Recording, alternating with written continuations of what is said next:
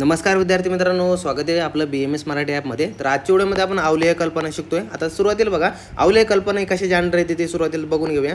जे आपण कल्पना निर्माण 2 म्हणतो, कल्पना निर्माण जे काय आपलं 2 आहे, तर याच्या अंडर काय येतात, 4 मुख्य कल्पना येतात. ह्यामध्ये सुरुवातीची अवलेय कल्पना, दुसरी येते स्नेह कल्पना, तिसरी येते पथ्य कल्पना आणि चौथी येते आपली संधान कल्पना. आता हे 4 डिफरंट मेथड आपल्याला पुढे शिकायचे. जे आजच्या व्हिडिओमध्ये आपण अवलेय कल्पना याला सुरुवात करतो. आता बघा, आपण एक बेसिक इंट्रोडक्शन बघून घेऊया की सुरुवातीला काय झालं होतं जेव्हा भेषजशास्त्र निर्माण झालं होतं. भेषजशास्त्र म्हणजे काय, ज्यामध्ये आपण औषधींचा निर्माण करतो ते असं शास्त्र म्हणजे काय, आपलं भेषजशास्त्र. आता यामध्ये बघा काय झालं, जेव्हा मनुष्य निर्माण झाला, माणसाने काय पाहिलं की सुरुवातीला मनुष्य काय खात होता, झाडापासून एखादं झाड आहे, हा माणसाकडे झाड होतं, झाडाचा मनुष्य काय करायचा, भाजी जो काही पाला असेल, समजा पाला वनस्पतीमधलं काय मुळं म्हणा किंवा त्याचे फळं वगैरे तो काय करायचा सुरुवातीला खायचा. मग त्याला काहीतरी डोक्यात आयडिया आला, आपण किती दिवस असं फळं खायचं, किती दिवस ते काय करायचं मुळं खायचे, किती दिवस झाडाचं जे काही कंद वगैरे भेटेल ते किती दिवस खायचं. काहीतरी नवीन पाहिजे ना जीवनामध्ये. तुम्हाला जर मी काय केलं की लहानपणीपासून नुसतं चॉकलेट देत राहिलं, तुम्ही ते सर काय लहानपणीपासून चॉकलेट द्या, काहीतरी नवीन द्या ना, भाजी द्या, पोळी द्या, काहीतरी दुसरं द्या ना, किंवा पिझ्झा द्या, बर्गर द्या, काय लहानपणीपासून तेच खाते. मग माणसाने विचार केला की यार आपण किती दिवस फळं भाजी काय असं मुळं कंद वगैरे खायचं, मग आपण काहीतरी नवीन करूया. त्याने काय केलं, 2 दगड घेतले, अशा पण 2 दगड घेतले आणि जे काही वनस्पती होते वनस्पतीचे काय आणले, पान आणले. आता पानाला आणल्यावर 2 दगडावरती काय केलं, याला चोळलं, 2 दगडावरती काय केलं, रगडल्यावर काय झालं, त्यापासून रस निघला. आता रस म्हणजे काय निघला, सोरस निघला. मग त्यांनी ते सोरसला ट्राय केला, वा खूप छान बनला बरं का, तुळशीचा सोरस बनला, वा वा वा. नंतर पाहिलं त्यांनी काय केलं, कडुलिंब आणले वगैरे, आणि कडुलिंब वगैरे म्हणजे लिंब म्हणजे निंब वगैरे, आपलं जे काही लिंबा झाड म्हणतो ना, तर ते आणले आणि ते चोळलं. त्याने पाहिलं खूप तिखट लागतं काय, छी खूप काय लागतं, कडू लागतंय बाबा, असं त्याला काय दिसलं. मग त्याने काय केलं की यार हे असं सोरस बनतो. मग नंतर त्याने काय केलं, त्याचप्रमाणे काय केलं, पुन्हा झाडाची पानं आणले, झाडाची पानं आणून काय केलं, पुन्हा दगडावरती काय केले, रगडले. आता ह्यावेळेस काय केलं त्याने, उगं त्यामधलं थोडं काय केलं, रगडलं आणि त्याची काय केलं, एक पेस्ट बनवली. पेस्ट म्हणजे काय केलं, कल्क बनवला. मग त्याला कळलं, अरे ह्या पेस्टचा आपण काय करू शकतो की उपयोग वगैरे करू शकतो, औषधीमध्ये चांगला उपयोग वगैरे लेप म्हणून यूज करू शकतो. नंतर त्याने काय केलं की पाहिलं की आपण काय करू शकतो की वनस्पतीचं जे काही पर्ण वगैरे आहे, जे पानं वगैरे आहे किंवा फळं वगैरे आहे, तर हे जे इन्ग्रेडियंट जे आहे त्याचं काय करू शकतो, आपण चूर्ण करू शकतो. आता हे जे काही वाळवण्याचं चूर्ण केलं, यामध्ये जर 16 पट पाणी टाकलं, 16 पट पाणी टाकलं, त्यानंतर 1/4 किंवा 1/8 ठेवलं, त्याचं काय होतं, शेवटी एक क्वाथ तयार होतो आणि हा क्वाथ आपण यूज करू शकतो. मग त्याला कळलं, अरे आपण इथं काय झालं की काहीतरी नवीन मेथड तयार झालं. सुरुवातीला माणूस काय करत होता की जे काही झाडं होते, झाडाचं काय खायचा की पाला खायचा, फळं खायचा, मुळं खायचा, कंद खायचा. पण त्याने काय केलं, काही पाटावर अंड्यावरती त्याचा जो सुरुवातीला पानांपासून रस काढला, नंतर त्याची पेस्ट बनवली, नंतर त्याचा क्वाथ बनवला, नंतर त्यामध्ये गार पाणी टाकून हिम बनवलं, नंतर त्याचे काय केलं, चूर्णामध्ये गरम पाणी टाकून काय केलं, रात्रभर भिजवून ठेवलं वगैरे, नंतर कुस्करून वगैरे काढलं, तर त्याच्यापासून काय बनला, त्याचा फांट वगैरे बनला. तर म्हणजे जे काही विविध मेथड वगैरे केले, तर त्याने सुरुवातीला काय केलं, पंचविध कशा कल्पना निर्माण केली, कुणी, मनुष्याने. आता पंचविध कशा कल्पना त्याने पाहिलं की काय, पंचविध कशा कल्पना बनल्या तर खरी. मग त्याने काय पाहिलं, जो काही सोरस वगैरे बनलाय, हा सोरस वगैरे हा काय करतो, नॉर्मली 2 ते 3 तासात टिकतोय. जो काही त्यानंतर जो काही कल्क वगैरे तयार केलाय, कल्क म्हणजे पेस्ट वगैरे, ही नॉर्मली एकच दिवस टिकते. नंतर त्याने क्वाथ वगैरे पाहिला, हा क्वाथ बी फक्त 2 ते 3 दिवसच काय करतो, नॉर्मल चांगला राहतोय किंवा 1 दिवस चांगला राहतोय आणि नंतर काय होतो, खराब होऊन जातोय. मग त्याने काय पाहिलं की यार पंचविध कशा कल्पनेमध्ये काहीतरी ड्रॉबॅक आहे. काय ड्रॉबॅक आहे,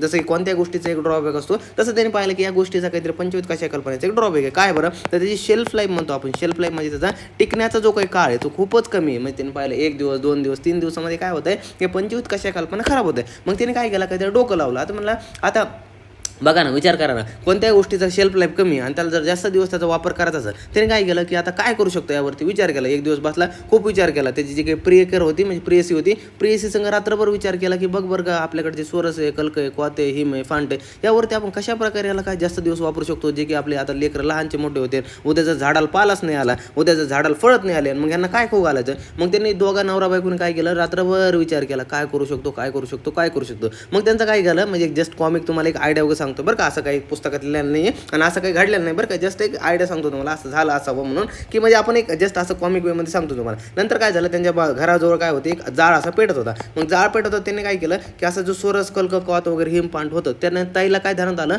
की बघा, आपल्या घरात हा जाळ सुरू आहे, आपल्या घरातला हा जाळ वगैरे सुरू, आपण ह्या जाळाला समजा जाळामध्ये एक पात्र ठेवलं आणि पात्रामध्ये जर कल्क म्हणजे पंचविध कशा कल्पना आहे, सोरस कल्क क्वाथ हिम फांट, हे जे काही 5 पैकी आपण काही पण यामध्ये टाकलं, समजा सोरस आणि क्वाथ ठेवला, त्याला जर आपण काय केलं, मंद मंद अग्नी दिला आणि मंद अग्नी दिल्यानंतर आपण याला पाक केला म्हणजे काय करणं, एक प्रकारे अग्नी देण्याला काय करणं, चांगल्या प्रकारे शिजवल्यानंतर याचं काय होलं की एक चाटण्या प्रकारे एक प्रकार तयार होतो, चाटण्या इतका एक काय होतं पदार्थ तयार होतो. नंतर त्यामध्ये जर आपल्याला हा खायला जर आवडला नाही, त्यामध्ये काय केलं, मधुर द्रव्य आपण ॲड केले, म्हणजे आपल्याला हा खाण्यासाठी पण चांगला लागन, गोड लागन, मस्तपैकी आपण म्हणजे आपल्या म्हणणार ना, जर झाडाचा पाला हा कडू असला किंवा तिखट जरी असला, त्यामध्ये जर आपण साखर टाकली किंवा शर्करा मध टाकली, शर्करा मध टाकली, तर ते कसं होणार आहे, गोड होणार आहे. मग त्यांनी ताईने विचार केला की आपण हा असा जाळ घेतला, या जाळावरती पात्र ठेवलं, या पात्रामध्ये आपण काय केलं, हा आपला सोरस किंवा कोते हा टाकला आणि ह्यामध्ये आपण काय मंद अग्नी दिला आणि आपल्या आवडीनुसार आपण ह्यामध्ये साखर टाकली. मग ह्यापासून काय होतं, एक चाटण्या इतका एक पदार्थ तयार होतो आणि हा पदार्थ आपण जास्त दिवस, खूप दिवस, वर्षभर, 2 वर्ष, 5 वर्षपर्यंत ठेवू शकतो, जे की आपले पुढचे 2 लेकरं बाळ सुद्धा याला खाऊ शकतात.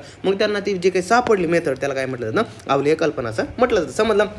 म्हणजे काय झालं, सुरुवातीला माणूस होता, त्या माणसाने त्याने असं पाहिलं की पंचवीत कशा कल्पना हे टिकाऊ नाही, पंचवीत कशा कल्पना हे 1 दिवसात 2 दिवसात खराब होत आहे, पण ह्याला जास्त दिवस यांची शेल्फ लाईफ वाढायची, यांना जास्त दिवस टिकवून ठेवायचं. आणि तसंच हे खाण्यासाठी आपल्याला काय पाहिजे की खाण्यासाठी आपल्या द्रव्यानुसार म्हणजे चवीनुसार आपल्याला चांगला, माणसाला आवडणारा, तसंच याच्या गुणांमध्ये काय झाले पाहिजे, जे काही सोरस कल्क क्वाथ हिमफांडामध्ये जे काही गुणहीन आहे, कमी गुण आहे ह्याच्यामध्ये, यांच्यापेक्षा जास्त गुणाचा आपल्याला काय बनायचं, पदार्थ बनायचा. त्यासाठी यांनी एक मेथड शोधून काढली, ती होती अवलेय कल्पना. आता अवलेय मेथड म्हणजे काय, सुरुवातीला एखाद्या पदार्थाला काय होणं, चाटण्या इतकं आपण बनवणं, चाटण्या इतपत आपण त्याला बनवणं. म्हणजे चाटण्या इतपत म्हणजे काय झालं, चाटण्या इतपत कसं, आता बाळांनो तुम्ही लहानपणी आपण गुळाचा पाक ऐकला असेल, गुळाचा पाक आपल्या दारात वगैरे इकायला येतो, गुळाचा पाक वगैरे, तर आपण त्याला काय करतो, चाटून खातो. कसं चाटून खातो सर, काय करतो आपण की जे काही आपला ऊस असतो, त्या ऊसाला काय करतो, कारखान्यात वगैरे ऊसाला नेतात, ऊसाचा रस काढला जातो आणि या रसाला काय होतं सर, काय घेतो, जाळ लावलं जातं, एका मोठ्या पात्रामध्ये ठेवलं जातं, खालून जाळ लावला जातो. नंतर जो काही हा जो रस आहे, हा जो ऊसाचा रस आहे, हा रस काय होतो, एकदम घट्ट होतो आणि शेवटी त्याचा काय होतं, पाक तयार होतो. बाळांनो बरोबर धरलं, जो काही आपल्याकडे पाक तयार झाला आहे टोटल मेथडने, तर तो पाक काय झाला, अवलेह तयार झाला. म्हणजे जो काही आपण चाटण्या इतकं घट्ट बनवलेला, चाटण्या इतका घट्ट जो काही आपण पदार्थ बनवला, तो म्हणजे अवलेय. आता आपण काय करतो, आपल्याला मनुष्याला आवडावं, मग त्यामध्ये गुणामध्ये श्रेष्ठ व्हावं, त्यामध्ये आपण काय करतो, मधुर द्रव्य त्यामध्ये ॲड करतो, म्हणून याला काय म्हटलं जातं, अवलेह असं म्हटलं जातं. म्हणजे समजलं ना, अवलेय म्हणजे काय की आपण काय करतो, एखाद्या स्वरसाला किंवा क्वाथाला किंवा पंचवीत कशा कल्पना काय म्हटले आहे ना, तर त्यांच्यामध्ये काय करतो, आपण त्यांना मंद अग्नीवरती काय करतो, मंद अग्नीवरती पाक करतो. नंतर यांना घट्ट वगैरे बनवतो, चाटणी इतपत बनवतो आणि त्यामध्ये आपण काय करतो, शर्करा वगैरे किंवा मध वगैरे टाकतो. म्हणजे काय करतो की आपल्याला गोड लागावं ना, कारण की आपण जर कडू जर जे काही आपले कडू एखाद्या वनस्पती म्हणजे कारल्याचा जर आपण काय करतो, सोरस वगैरे करून खातोय, तर कारल्याचं सोरस कसं लागणार, कडू लागणार, पण आपल्याला ते जर गोड बनवायचं म्हणजे आपल्याला आवडलं, लहान लेकराला तर आवडत नसेल कष्ट काही गोष्टी, लहान लेकराला जर तुम्ही कारला वगैरे खाल्ले ते खाणार आहे का, तर नाही. तर आपल्याला काय होणार, जे काय खाण्यासाठी एकदम म्हणजे मनाला आवडणारा, तसं गुणाने श्रेष्ठ बनवणं आपण काय करतो, एक काय बनतो, प्रोडक्ट बनवतो किंवा मेथडनी बनवतो, त्याला काय म्हटलं तर अवलेय. आता काय जन्म सर इथं च्यवनप्राश काय आणलं, आता बाळांनो तुम्ही पाहिलं असेल, आपल्याला आपण जे काही विंटर सीझन होतं त्यामध्ये तुम्ही रील्स पाहतात, हे पाहतात, यूट्यूबला पाहतात, कोणी येतोय आवळे घेतोय, लगेच काय बनवतोय की च्यवनप्राश बनावं लागतं. मग तुम्ही पाहता हे काय सुरू आहे बाबा, हिवाळा लागला की काय करतं हे लोक, ह्यांना काही कामधंदे नाही का, हिवाळ्यामध्येच करते, उन्हाळ्यामध्ये काय बरं करत नाही. बाळांनो तुम्हाला सांगतो, हिवाळ्यामध्ये काय होतं, नॉर्मली जो की आपला जो काही पिरियड असतो हिवाळ्याचा, डिसेंबरचा वगैरे पिरियड, तर त्यामध्ये काय होतं, आवळे चांगले पक्व आवळे यायला लागतात आणि आवळ्यापासून काय करतो आपण, काय च्यवनप्राश बनवतो. आता काय जण सर च्यवनप्राश म्हणजे काय, तर आता तुम्ही एवढं जणांनी च्यवनप्राश खाल्लं नाही, कधी विचार केला काय च्यवनप्राश बनतं तरी कसं, तर आता विचार करा, हा च्यवनप्राश कशापासून बनतं, ते आवलेपासून बनतं. आता आवलेची जी काही मेथड असते, आवले काही मेथड आहे, ही प्रोसेस एक मेथड आहे आणि या मेथडचा यूज करून आपण एक प्रोडक्ट बनवतो, ते प्रोडक्ट म्हणजे काय, आपलं च्यवनप्राश. आता घरामध्ये तुम्हाला कसं च्यवनप्राश बनवायचं, तर इन डिटेल मी तुम्हाला सगळे मेथड आजच्या व्हिडिओमध्ये कव्हर करणार आहे. फक्त बेसिकचा अगोदर सुरुवातीला समजून सांगायचं होतं की पंचवीत कशा कल्पना आहे टिकाऊ नव्हत्या, त्यांना टिकाऊ बनवण्याकरिता आपण त्यांच्यामध्ये अग्नीचा यूज केला आणि त्यांच्यामध्ये आपल्याला मनुष्याला आवडण्यासाठी आणि त्यामध्ये गुणांची वृद्धी व्हावं यामुळे आपण त्यामध्ये मधुर द्रव्य ॲड केले, तर त्याला आपण काय म्हणतो, अवलेय असं म्हणतो. आता जे काही आपण प्रोडक्ट बनवला, हा चाटण्या इतपत आपण काय करतो, चाटण्या इतपत त्याला काय करतो, आपण बनवतो, म्हणून त्याला आपण अवलेय वगैरे म्हणतो. समजलं. आता बघा सुरुवातीला हा श्लोक नंतर तुम्हाला समजून सांगतो, पण सुरुवातीला हे समजून घ्या, यामध्ये काय म्हटलं बघा, भेषज कल्पनाशास्त्राची सुरुवात पंचवीत कशा जे द्रव्यापासून झाली. सुरुवाती भेषज कल्पनाशास्त्राची सुरुवात पंचवीत कशा कल्पनापासून, म्हणजे पंचवीत कशा जे काही द्रव्य होते, म्हणजे सोरस कल्क क्वाथ हिमफांट वगैरे यापासून वगैरे झाली असून यामध्ये सोरस क्वाथ इत्यादी वगैरे येतात, तुम्हाला माहिती आहे. या द्रव्यांचा उपयोग व प्रत्यक्ष वापरतात येणाऱ्या अडचणीतून मार्ग काढताना नवनवीन कल्पनेची निर्मिती व विकास झाला. म्हणजे सुरुवातीला सोरस बनला, सोरसपासून नंतर आपण कल्क पाहिला, कल्कपासून सुरुवातीला मग नंतर क्वाथ झाला, क्वाथपासून पण हिम बनला, हिमपासून पुढं फांट वगैरे बनत गेले. अशा प्रकारे काय झालं विविध कल्प वगैरे बनत गेले. आता त्यांनी काय पाहिलं, जे काही आपल्याकडे मनुष्य होते यांनी काय पाहिलं, स्वरस क्वाथ हे जे काही मेथड होत्या हे काही आपण जे बनवल्या ह्या टिकाऊ वगैरे नव्हत्या, कारण की यांची शेल्फ लाईफ खूप कमी होती. 1 दिवस 2-3 तास एका दिवसाच्या अंडर हे काय होत होते, खराब होऊन जात होते.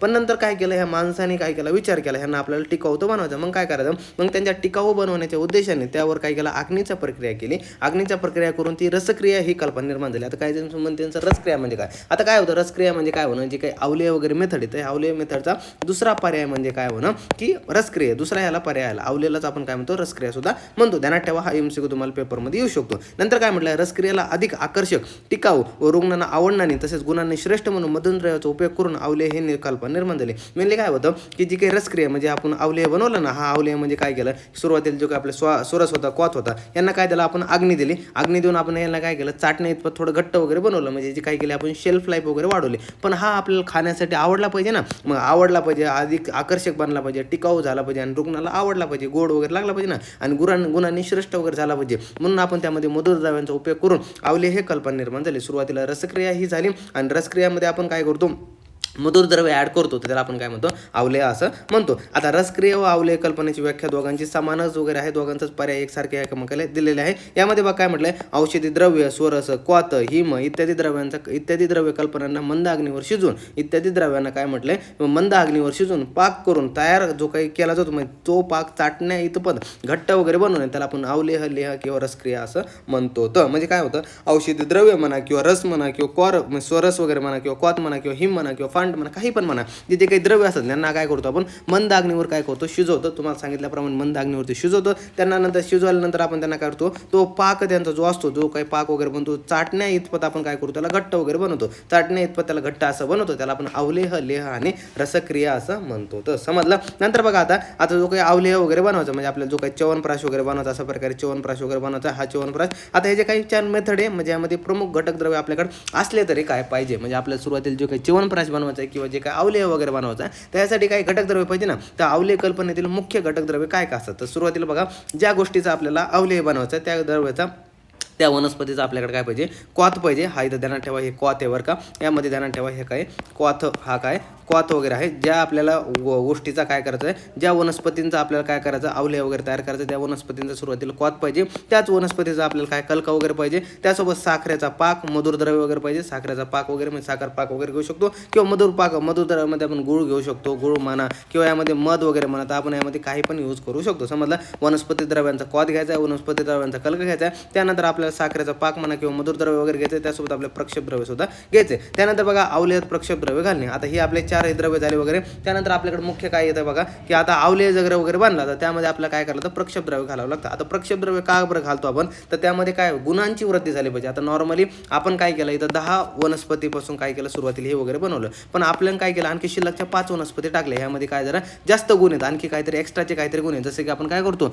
की आपण जेव्हा शिरा वगैरे बनवतो, तर शिरामध्ये वरून काय टाकतो आपण, की जसं काजू टाकतो, बदाम टाकतो, इलायची टाकतो. का बरं टाकतो, कारण की याच्यामध्ये आणखी थोडं काहीतरी भारी दिसावं, काहीतरी त्यामध्ये आणखी गुणांची वृद्धी व्हावं, तर त्यामुळे काय करत असतो आपण प्रक्षेप द्रव्य घालत असतो. समजलं. कल्प अग्नीवर खाली उतरवून ठेवून मधून ढावळावे आणि स्वअंगशीत झाल्यावर प्रक्षेप द्रव्य व मध घालून परत सर्व मिश्रण ढावळावे व त्यात झाकण ठेवून शीत होऊन द्यावे व गुरु द्यावे. नंतर ते योग्य व त्या पात्रात काढून घ्यावे व उपयोग करावा. म्हणजे काय म्हटलंय, जो काही आपण कल्प वगैरे बनवला, हा कल्प अग्नीवरून खाली उतरायचा, जेव्हा आपण काय करतो, अवलेय बनवतो, तर चाटण्या इतपत जेव्हा आपला हा होतो, तेव्हा अग्नीहून त्याला खाली उतरायचा आणि मधून त्याला काय करायचं, हलवत राहायचं, ढवळत राहायचं. नंतर सुअंगशीत जेव्हा होतं, ते झालं सुअंगशीत झाल्यावर त्यामध्ये प्रक्षेप द्रव्य घालायचे. प्रक्षेप द्रव्य तुम्हाला सांगितलंच मी आता. त्यानंतर मध वगैरे घालायचं, म्हणजे आपण मधुर द्रव्य ॲड करतोय आणि हे सर्व जे काही मिश्रण याला चांगला प्रॉपर मिक्स करायचं. त्यावर झाकण वगैरे ठेवून शीत वगैरे होऊन द्यायचं. नंतर शीत झाल्यानंतर त्याला काय द्यायचं, गुरु काय म्हणतं, काय शीत होऊन देणे आणि नंतर योग्य त्या पात्रात वगैरे काढून घ्यायचं आणि त्याच्यानंतर आपल्याला उपयोग वगैरे करायचा. समजलं. नंतर हे झालं अवलेयाचे प्रकार. आता अवलेयाचे प्रकार ध्यानात ठेवा, तुम्हाला ॲज इट इज पेपरमध्ये विचारलं जातं. त्यामध्ये प्रवाही, अर्धप्रवाही आणि घन हे 3 अवलेयाचे प्रकार आहे. आता काय जर सर प्रवाही म्हणजे काय, अर्धप्रवाही म्हणजे काय आणि घन म्हणजे काय. आता सुरुवातीला प्रवाही म्हणजे काय होणं, की प्रवाही म्हणजे लिक्विड, जे काही लिक्विड फॉर्ममध्ये ते प्रवाही. अर्धे प्रवाही म्हणजे काय, जे काही सेमी सॉलिडमध्ये येतात, जे काही सेमी सॉलिडच्या फॉर्ममध्ये येतात. आणि दुसरं येतं घन म्हणजे एकदम काय होणं, सॉलिडच्या फॉर्ममध्ये, जसे की एखादी वटी वगैरे म्हणतो आपण, तर त्या प्रमाणामध्ये. आता हे झाले प्रवाही, अर्धप्रवाही आणि घन याचे काय अवलेयाचे 3 प्रकार. आता यामध्ये अवलेयाचे प्रकार त्याच्या स्वरूपावरून केले आपण, जसं माहिती ना, आता लिक्विड आहे, सेमी सॉलिड आहे आणि सॉलिड आहे, ह्याचे आपण काय स्वरूपावरून ह्याचे प्रकार केले. आवले हे पातळ स्वरूपात उपयोगात आणला जाणारा असतो. म्हणजे काय जो काही आवले जे काही पातळ स्वरूपात आपण यूज करतो काय चिकित्सेमध्ये, जसं की वासा आवले, तर ते काय प्रवाहीच्या अंडर येतात. प्रवाही म्हणजे काय, जे काही आवले पातळ स्वरूपात आपण यूज करतो म्हणजे उपयोगात आणतो त्याला प्रवाही असं म्हटलं जातं. त्याचं उदाहरण वासा आवले. आता दुसरे तर काही आवल्यामध्ये आपण कल्कद्रव्य किंवा घटकद्रव्य म्हणून उपयोगात आणतात. म्हणजे काय करतो आपण, काही आवल्यामध्ये कल्कद्रव्य किंवा घटकद्रव्य आपण म्हणून उपयोगात आणतात. म्हणजे आपण काय करतो, पेस्ट फॉर्ममध्ये यूज करतो किंवा सेमी सॉलिडमध्ये यूज करतो. पेस्ट फॉर्म म्हणा किंवा सेमी सॉलिड म्हणून यूज करतो. त्याला आपण काय म्हटलं तर अर्धप्रवाही आवले असं म्हणतो. आता आवल्याचे स्वरूप हे कसे घनसर असते. घनसर म्हणजे कसं सेमी सॉलिड फॉर्ममध्ये आपल्या पाहायला मिळते. उदाहरण जर पाहायला गेलं तर च्यवनप्राश आवले वगैरे याचा अर्धप्रवाहीचं उदाहरण आहे. नंतर बघा काही आवले हा घन स्वरूपात म्हणजे ओढीच्या स्वरूपात असते. ओढी म्हणजे काय एकदम सॉलिड, म्हणजे ओटी वगैरे असते ना, ओटी वगैरे किंवा ओढी वगैरे म्हणा, अशा फॉर्ममध्ये एकदम सॉलिड फॉर्ममध्ये आपल्याला पाहायला मिळतं. तर ते ओढीच्या स्वरूपात तयार होतं, त्यांना घन आवले असं म्हणतात. जसं की आद्रक आवले वगैरे आहे. समजलं. मात्रा ध्यानात ठेवा, चिकित्सेमध्ये 15 ते 25 ग्राम आहे चिकित्सेमध्ये मात्रा. अनुपान ध्यानात ठेवा, दूध आहे, एकशे रस, फळांचा रस आहे, संत्रा, मोसंबी, डाळिंब, युष, पंचमूळ, कशा आहे, त्यांचा वासा, क्वाथ इत्यादी काही जी काही व्याधीनुसार आहे ते अनुपान आहे. त्यानंतर आवल्याचे गुण आणि प्रयोजन. आता आवले गुण आणि प्रयोग बघा. त्यामध्ये काय म्हटलं, आवल्याचे गुण आणि आपण प्रयोग वगैरे कधी करतो. तर आवले बघा काय म्हटलं, आवले हा स्वादिष्ट असावा, स्वादिष्ट असतो, त्यासोबत चाटून आणि भक्षण करण्यायोग्य उत्कृष्ट कल्पना आहे. म्हणजे हा जो काही आवले वगैरे बनवतो हा एकदम स्वादिष्ट, कारण की मधुर द्रव्य ॲड करतो, आपण गुळ करतोय, मध करतो, यामध्ये ॲड करतोय, त्यामुळे हा स्वादिष्ट वगैरे असतो. त्यासोबत आपण चाटून एकदम चाटण्या इतका आपण ह्याला बनवतो, म्हणून ह्याला आवले असं म्हटलं जातं. तर चाटून भक्षण करण्यायोग्य हा उत्कृष्ट कल्पना वगैरे आहे. त्यानंतर काय म्हटलं, प्रयोगात सुविधाजनक आहे. सुविधाजनक म्हणजे काय, एकदम इझी टू यूज आहे. कोणी पण, लहान मुलं खाऊ शकतात, म्हातारे माणसं खाऊ शकतात, तरुण लोक खाऊ शकतात, कोणी पण खाऊ शकतात, प्रेग्नेंट वुमन सुद्धा खाऊ शकते. इझी टू यूज आहे. प्रयोगास एकदम सुविधाजनक आहे. त्यानंतर स्वादिष्ट औषधी कल्प आहे. स्वादिष्ट औषधी काय, कारण की आपण यामध्ये मधुर द्रव्यांचा यूज करतो, कारण गोड कोणाला आवडत नाही बरं, एकदम किड्या मुंग्यांसगट सगळ्यांना हा गोड द्रव्य आवडतो, त्यामुळे स्वादिष्ट हा औषधी कल्प आहे. त्यानंतर बालकांपासून वृद्धापर्यंत सर्व अवस्थेतील रुग्णांना हा प्रिय, बालकांपासून ते वृद्ध अवस्थेपर्यंत सगळ्या लोकांना काय होता, प्रिय असतो. कंटाला हा हितकारी, श्वास कासाबाधित उपयुक्त ठरतो. विभिन्न रोग प्रशमनार्थ, विभिन्न जे काही रोग असेल त्यांना हा नाश करणारा, म्हणजे कमी करणारा, त्यानंतर बलवर्धनार्थ, शरीराची शक्ती वगैरे वाढवण्याचा, प्रतिकार शक्ती वगैरे म्हणजे इम्युनिटी, जी काय आपल्या बॉडीची इम्युनिटी वगैरे म्हणतो, म्हणजे हा इम्युनोमॉड्युलेटरी इफेक्ट सुद्धा शो करतो. त्यानंतर मन प्रसन्नार्थ. आता काही गोष्टी जे काही गोड वगैरे असतात, हा गोड खाल्ल्यावर तुम्हाला माहिती आहे ना काय होतं, आपलं मन प्रसन्न वगैरे होतं. जसं की आता मेलोडी वगैरे आलं ना, की मोदीजींनी जी काही मेलोनीला मेलोडी दिली, तर मेलोनी यांचं काय झालं, मन कसं झालं, मन प्रसन्न झालं. तर ते कसं मन प्रसन्नार्थ होतं, का बरं, कारण की गोड वस्तू म्हणून. त्यानंतर अल्पमात्र सेवन केले त्वरित गुणदायक वगैरे ठरतात. जे काही अल्पमात्रात वगैरे जर आपण सेवन केलं तर ह्याचं जे काही च्यवनप्राश येतं हेच ते आपल्यासाठी गुणदायक ठरतं. आता नॉर्मल तुम्ही पाहतात की जे काही आपल्याला म्हणतात की च्यवनप्राश फक्त 1 चमचा डेली जरी खाल्लं तर आपल्या काय होतं, बॉडीचे जे काही अँटी एजिंग इफेक्ट वगैरे शो करतो. जे काही आपली बॉडी वगैरे ज्या प्रमाणात बॉडीची झीज होते त्या प्रमाणापेक्षा काय होते, बॉडी स्लो डाऊन वगैरे होते. का बरं, तर अल्पमात्रेत सेवन ज्याने हा काय करतो, त्वरित गुणदायक वगैरे ठरतो, बॉडीला हा रसायन कर्म वगैरे शो करतो. समजलं. आता उपयोग ध्यानात ठेवा, तर औषधी म्हणून हा प्रधान द्रव्य आहे, औषधी म्हणून यूज करतो. त्यामध्ये काय च्यवनप्राश आपण औषधी म्हणून यूज करतो, वासा हरितकी आवले औषध म्हणून यूज करतो. जर अनुपान म्हणजे तुम्हाला शिकवलेलंच मी, अनुपान म्हणजे काय होणं, जेव्हा आपण औषधी कल्प म्हणजे जेव्हा औषधी वगैरे सेवन करतो, औषधी सेवनानंतर जे काही आपण ग्रहण वगैरे करतो. आता अनुपान म्हणजे कसं असतं, हे लिक्विड फॉर्ममध्ये द्रव्य असतात, जसं की वासा आवले म्हणा, त्यानंतर कंटकारी आवले म्हणा, दाडिम आवले म्हणा, तर हे सगळे कसे लिक्विड फॉर्ममधले आवले असतात. तर जेव्हा आपण औषधी ग्रहण करतो त्याच्यानंतर आपल्याला हे काय करायला तर ग्रहण वगैरे करायचं असतं. अनुपान म्हणून वासा आवले, कंटकारी आवलं आणि दाडिम आवले आहे.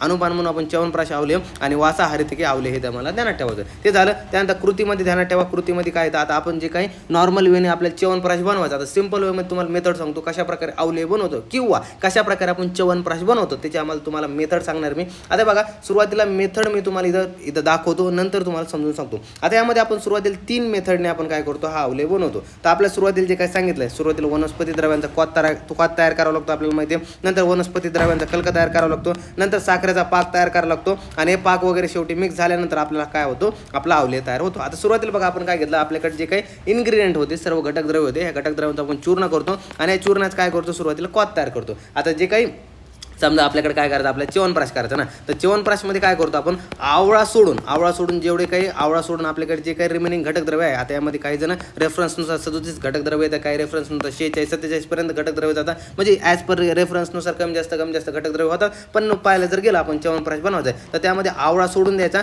बाकी जेवढे काही घटक द्रव्य आहे म्हणजे त्यामध्ये जल वगैरे सोडून वगैरे बरं का, जल, घृत, मध वगैरे हे बाजूला ठेवायचं. पण जे काही आपल्याकडे वनस्पती पिंपळी वगैरे म्हणतो ना आपण, अगरू, पिंपळी वगैरे जे काय आहेत, तर यांचं काय करायचं, आपलं चूर्ण वगैरे करायचं. आता चूर्ण केलं त्यांचा काय करायचं, क्वाथ करायचा. आता हा क्वाथ केला, यांच्यामध्ये काय करायचं आपल्याला एक लोह शालक अशी टांगायची. लोह शालक टांगली, याच्यामध्ये काय करायचे आपल्याला एक पुरचुंडी करायची. पुरचुंडी म्हणजे काय करायचे, एक कापडाचा घ्यायचा, अशी कापडाची पोटली तयार करायची आणि या पोटलीमध्ये असे आवळे आपल्याला काय ठेवायचे आणि ही पोटली काय करायची चांगल्या प्रकारे बांधायची. जसं आपण घरामध्ये नाही का मग आजीची पोटली असते, आजीचा बटवा असतो पैशाचा, त्याप्रमाणे आपण काय करायचे पोटली वगैरे करायच्या आणि या बटव्यामध्ये काय करायचं, पोटलीमध्ये काय करायचं की आवळे वगैरे ठेवायचे आणि असे काय करायचे टांगते ठेवायचे. आता एक कंडिशन असते, हे जे काही आवळे हे कुठं खाली पात्राला चिरकटले नाही पाहिजे, त्यासोबत आजूबाजूला कुठं पण चिरकले नाही पाहिजे, फक्त मोकळ्याप्रमाणे काय झालं पाहिजे, हे आवळे जे आहेत तर त्या कोथामध्ये काय पाहिजे की कोथामध्ये काय तरंगले पाहिजे, हे कसे तरंगले पाहिजे. आता हे तरंगले कोथामध्ये चांगल्या प्रकारे तरंगले, ह्याला चांगल्या प्रकारे आग्नी द्यायचं. आता हा क्वाथ काय केला आपण, क्वाथ बनवला, त्यानंतर आपलं काय केलं की अरे हे काय चांगल्या प्रकारे उखळे, हा चांगल्या प्रकारे उखळे आपण काय करायचं, या पुरचुंडीला काय करायचं बाजूला काढायचं आणि याला थंड होऊन द्यायचं. आणि नंतर जो काही क्वाथ राहिला, हा क्वाथला फेकून नाही द्यायचं बरं का, हा क्वाथ तसाच ठेवायचा, आपल्याला फेकून नाही द्यायचा आपल्यासाठी, कारण क्वाथ महत्त्वाचा, हा क्वाथ तसाच ठेवायचा, हा दुसऱ्या पात्रामध्ये ठेवायचा. मग आपण काय करायचं, जे काही आवळे आपल्याकडे उरलेत हे आवळे आपण थंड वगैरे पुरचुंडीमधून काढायचे. नंतर आपण एक काय घ्यायचं, कपडा घ्यायचा, खाली एक पात्र घ्यायचं आणि या पात्रात आपण काय करायचं, आपण जसं काय म्हणतो आवळ्याने वगैरे काय म्हणतो आवळ्याचं वस्त्र वगैरे ठेवायचं. किंवा आपल्या घरात जे असते ना, आपण काय करतो घरात पुरण दळतो, तर पुरण दळण्याप्रमाणे आपल्याला सगळ्या ताईला माहिती तसं पुरण दळतो ना, तसं पुरण दळणे वगैरे आपण दळतो, त्याप्रमाणे आपल्या आवळा काय करायचा ह्याच्यावरती चोळायचा. आवळ्यात जसं पुरणामधून काय होतं, ज्या डाळीमधून पुरणमध्ये खाली त्या काय जे काही आपल्याकडे ही असते चाळणी असते, चाळणीपासून खाली पडतं, त्याप्रमाणे आवळ्याचा काय होतं गर काय होतं खाली येतो. म्हणजे जे काही आवळ्याचा साईडचा जो काही गर असतो, गर निघून जातो आणि त्यामधली बी वगैरे असेल तर ती वर काय राहते, वर वगैरे राहते, वस्त्राच्या वर काय राहते, बी राहते. आणि नंतर त्या बी वगैरे आपण फेकून द्यायची. आपल्याला मेन काय त्या आवळ्याचा गर वगैरे म्हणजे पेस्ट वगैरे घ्यायची आणि त्या पेस्टला आपल्याकडे भेटली ती पेस्टला आपण काय करायचं, एक कढई घ्यायची, त्या कढईमध्ये काय टाकायचं, घृत टाकायचं आणि घृत वगैरे ह्या घृतामध्ये काय करायचं, जो काही गर आहे तो गरला काय करायचं भाजायचं. आपण जसं शिरामध्ये तुपामध्ये आपण रवा वगैरे भाजतो, मग नंतर आपला शिरा तयार होतो, त्याप्रमाणे आपल्याला काय करायचं, ही जी काही पेस्ट आहे या पेस्टला आपण काय करायचं भाजायचं. आता भाजल्यानंतर आपल्याला काय करायचं, जो आपल्याकडे आपण क्वाथ ठेवला होता हा क्वाथ घ्यायचा, त्या क्वाथामध्ये काय टाकायचं, आपली शर्करा टाकायची, शर्करामध्ये साखर टाकायची आणि साखरला टाकल्यानंतर त्याचा पाक तयार करायचा. आपण काय केलं, हा क्वाथ घेतला, क्वाथामध्ये साखर टाकली आणि ह्याच्यामध्ये काय केलं, पाक तयार केला. समजला, क्वाथ घेतला, हा जो काही क्वाथ होता आपण उखळ्याला, तर हा क्वाथ तसा घेतला ठुला होता, या क्वाथामध्ये साखर टाकायची आणि याचा पाक तयार करायचा. आता हा पाक तयार झाला, ह्या पाकामध्ये काय करायचं, वर जो आपण तळलेला जो काही गर आहे, जो काही तळलेला गर आहे ते मिक्स करायचा, हा पाक आणि जो काही तळलेला कल्क आहे म्हणजे हा गर आहे, तर हा घ्यायचा आपल्याला क्वाथ आणि जो काही हा म्हणजे आपल्याकडे हा पाक झाला, वर साखरेचा पाक वगैरे आणि त्यानंतर कल्क काय करायचा एका पात्रामध्ये मिक्स करायचा. नंतर खाली काय करायचं, अग्नी द्यायचा. आता काय होतं, अग्नी दिल्यानंतर ह्याच्यावरती आवल्याचे लक्षण दिसू लागतात. आवल्याचे लक्षण म्हणजे काय की आपण नंतर हातामध्ये घेऊन पाहायचं, ह्यावरती आपले बोट उमटत आहे का, चांगल्या प्रकारे पकला आहे का. त्यानंतर ह्याचं काय, पाण्यात जर अशी मेथड असायची की एक ग्लास घ्यायचा, त्यामध्ये एक आवल्याचा थेंब टाकायचा, हा पाण्यामध्ये बुडतोय का, बुडून हा तळाशी जातोय का, तर अशा प्रकारे आपल्याला मेथड असते. हा जर पाण्यात व्यवस्थित जर तळाशी जाऊन बुडला तर हा पूर्णपणे आवले तयार झाला. ह्याच्या विविध परीक्षा आपण पुढे शिकणारच आहे, पण हे जर काही टोटल मेथड वगैरे आवल्याचे लक्षण दिसले तर नंतर आपल्याला काय करायचं, अग्नीवरती उतरून घ्यायचं. म्हणजे आवल्याचे लक्षणं सिद्ध झाल्यानंतर आपल्याला काय करायचं, त्याला उतरून घेणे, नंतर उतरून दिल्यानंतर थंड होऊन देणे, नंतर थंड झाल्यानंतर यात मध घालायचा, त्याला प्रॉपर मिक्स करायचं आणि शेवटी याला भरणीमध्ये भरून ठेवायचं. तर अशा प्रकारे आपला आवले तयार झाला. सिंपल समजला. सुरुवातीला आपण काय घटक द्रव्याचा क्वाथ तयार केला, क्वाथामध्ये आपण पुरचुंडीमध्ये काय केलं, आवळे वगैरे जे होते तर आवळे आपण असे लटकते ठेवले, उखळते ठेवले, त्यामध्ये टांगते ठेवले. नंतर आपण काय केले, आवळे पुरचुंडी बाजूला केली आणि क्वाथ तसाच ठेवून दिला, फेकून नाही दिला, तसाच ठेवून दिला. नंतर आवळे आपण गार झाल्यानंतर बाजूला काढले, एक पात्र घेतलं, त्या पात्रावर वस्त्र बांधलं आणि त्याच्यावरती आवळे काय केले, फेटाळले केले, फेटाळले म्हणजे फेटाळे वगैरे म्हणतो आपण याला. म्हणजे आपण काय केलं, त्याला चोळे, एक प्रकारे चोळे आणि त्याचा काय केला, गर काढला. समजलं. गर काढल्यानंतर आपण काय केलं, हा आपण एक पात्र घेतलं, म्हणजे आपली कढई घेतली, त्या कढईमध्ये घृत टाकलं,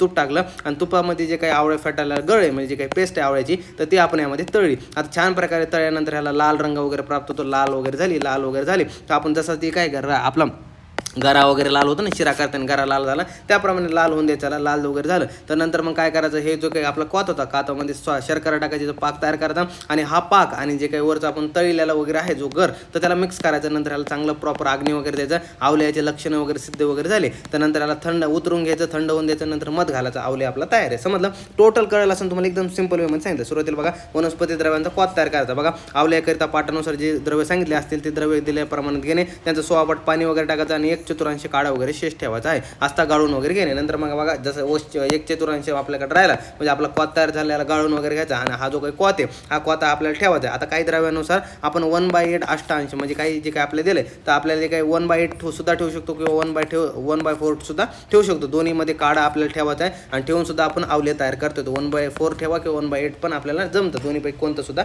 चालतं. नंतर काय करतो, वनस्पती द्रव्यांचा कल्क तयार करणे जेव्हा काढा तयार करण्याची प्रक्रिया सुरू असते तेव्हा कल्कद्रव्यांची पुरचुंडी बांधून बघा आपण काय केलं तिथं कल्कद्रव्यांची पुरचुंडी वगैरे बांधून पुरचुंडी बांधून क्वाथ द्रव्याचं शिजवणे करता त्यात आपण काय करतो तेव्हा कल्कद्रव्यांची पुरचुंडी बांधून क्वाथ पात्रात आपल्या उकळण्याकरिता टाकता येते म्हणजे क्वाथ द्रव्याकरिता आपल्याला काय होतं त्यामध्ये टांगून ठेवून म्हणजे उकळण्याकरिता आपल्याला त्यामध्ये टांगून ठेवता येतं, टाकता येतं, समजलं. त्यानंतर उदाहरण च्यवनप्राश तयार करताना आवळ्याची पुरचुंडी बांधून क्वाथ द्रव्याचं शिजवण्याकरिता त्यात आपल्याला टाकणे वगैरे, समजलं. त्यानंतर बघा म्हणजे क्वाथ तयार करण्याची प्रक्रिया एकीकडे होईल तसेच क्वाथासह कल्क जे काही द्रव्य तर ते शिजून तयार होतील. नंतर कल्कद्रव्याच्या शिजल्यानंतर काढून घ्यावे. शीत झाल्यावर नंतर स्टीलच्या पात्रात मुखाला कापड बांधून कापडावर शिजवलेले आवळे फेटावेत म्हणजे काय करायचं इकडे बघा हा फेटाळणे म्हणजे आपण त्याचं गर वगैरे काढायचं, त्याला चांगलं चोळायचं, समजलं. नंतर फेटाळलेल्या आवळ्याचा गर पात्रात जमा होईल. वस्त्रातील नको तो जो काही भाग असेल जमा होईल, कुठं होईल, वस्त्राच्या वर नको तो असलेला भाग जमा होईल आणि तो फेकून द्यावा. आणि स्टीलच्या जो काही पात्रात जमा झालेला भाग आहे म्हणजे जो काही कल्क तयार झाला